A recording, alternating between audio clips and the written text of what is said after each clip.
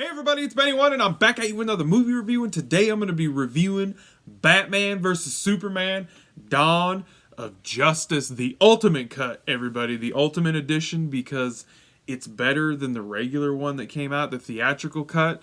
The Ultimate Edition is the best way to watch Batman vs Superman. It actually adds a lot of time to the movie, and it flushes out some stuff in the theatrical version that made it worse, in my opinion, in the theatrical version because it was shorter. So this movie came out in 2016, and this is a direct sequel to Man of Steel, and it shows the world, how the world is gripping and dealing with Superman, and if he's left unchecked about what a lot of people in the world and the governments are worried about.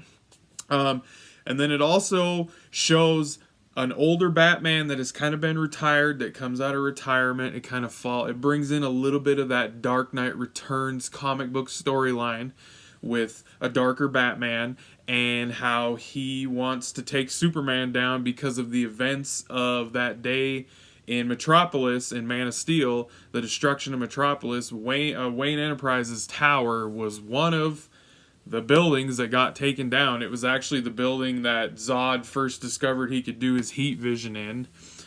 So they show what was going on down on the streets with Bruce running through the streets, which I thought was awesome. Great way to open up the movie, everyone. It was a good way to tie this movie directly to Man of Steel. So yeah, Batman is hellbent in this movie and driven mad almost on taking Superman down in this movie. So because of Lex Luthor. So he sprinkles some shit between the two of them throughout the movie that gets them pissed at each other. He helps and pushes them in the directions that they need to go to where they want to beat the crap out of each other. So this movie's directed by Zack Snyder once again. We have Ben Affleck playing Batman, and you know what, people? His Batman in Justice League that we got, this Batman that he played in this movie is very dark, very brutal, very badass. I actually really hope one day, I don't know if it'll ever happen, we'll see how the Snyder Cut goes. Depending on how the Snyder Cut is received, things could change. But we're not going to get a Ben Affleck Batman movie, which sucks, because I think a standalone, dark, real gritty Ben Affleck Batman movie would have been badass, because that warehouse scene in this movie with him is probably one of the best on-screen fight action scenes. Whoo, hush. Siri, come on. But it's probably one of the best on-screen Batman fight sequences in any of the movies. He was kicking the living shit out of those goons in that warehouse. It was so cool to see him. He brutalized and beat the hell out of those people, man. Just craziness. Awesome scene. We got Henry Cavill returning to play Superman. This is a very dark version for Superman, because this movie gets really dark. It pretty much loses any hope and light that Man of Steel had. The movie's very dark. It's dark, though, because it's dealing with the ramifications of what happened in Man of Steel and how the world is reacting to it. But it does go really dark. It does. I do think they probably could have lightened the movie up a little bit. So we got Amy Adams returning to play Lois Lane. She does a great job again in this one. Jesse Eisenberg plays Lex Luthor. I am not a huge fan of his Lex Luthor. It's okay. His dad died. They mentioned that he died, and he's Lex Luthor Jr., so I don't know.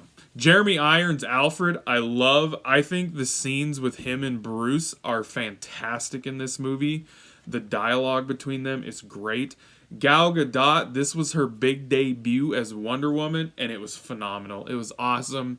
She was in there in bits and pieces, messing with Bruce here and there, but then when she shows up as Wonder Woman in the third act of the movie, awesome. And seeing the Trinity standing there together, fighting Doomsday, which I will get to, was great. It was awesome to see them, all three standing there. Her song that Hans Zimmer created for her is badass as shit. It's so good. So what I like about the movie. I actually really enjoy the first half of this movie. I enjoy all the detective work and everything that Clark and Bruce are both doing, where they're kind of discovering things about each other. And, you know, Clark's investigating the Batman and how he's branding people and being really harsh on criminals. And Bruce is learning how he can take Superman down, and it just, I love the first like half of this movie. I thought it was great. It was structured fairly well.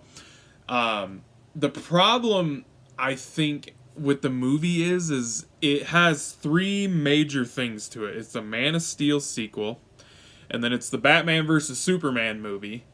But then we get into this third act where they introduce Doomsday, and it's like a Justice League build-up movie. So I think if they would have trimmed off that whole Doomsday thing at the end of the movie and the whole Justice League build-up crap, because they should have just like DC rushed. You know, this was back when they were like trying to play too much catch up with Marvel, and they should have just took their time. And if this would have just been a Man of Steel sequel and a Batman versus Superman movie, this movie could have been really good. It could have been like really good. It could have been structured better. The plot would have been more smooth. Because once you get into that end of the second act of the movie and then you go into that third act where they have their big fight and then Doomsday gets thrown in, and it's just like, it's just too much. It's very convoluted. It's just too much plot, too many characters. They're introducing too many things because they introduce Flash, Cyborg, Aquaman, like, and it's a little quick little computer thing, but like, it's just too much. And the death of Superman thing with Doomsday was very wasted in this movie. Very wasted, very rushed. They should not have done it. They could have done a whole movie about that shit. Like, that could have been the next movie. Like, they could have ended this with Doomsday showing up and being created and being born, like, out of that nasty cocoon slimy shit that he was made in, that Lex made him in. The movie could have ended there, and then we could have picked up, you know, with another movie, and then we could have got on to Justice League as the fourth movie. So, but they jumped right into it. So, but overall, I mean, I like this version, the Ultimate Edition. I think it's better than the theatrical. This isn't one of the best DCEU movies out there, but I enjoy it. I enjoy watching it. There's great action. You know, Zack he's great at filming action sequences and stuff. He's awesome at doing that shit. So the guy knows how to shoot shit. Oh, and the introduction to the movie, you know, telling Bruce's backstory with his parents getting killed. Awesome shit. Great cinematography. Well done by him for sure. So, but overall, it's okay. I enjoy the movie. Sorry, my watch keeps going off. I enjoy it. I'm going to give it a 7.5 out of 10, though. Like I said, it's not one of the best, but I still enjoy watching it. So, 7.5 out of 10 for Batman versus Superman, Dawn of Justice, the Ultimate Edition, everybody. Hope you guys enjoyed this review. Thanks for watching, and be catching y'all on YouTube later because I have spoken.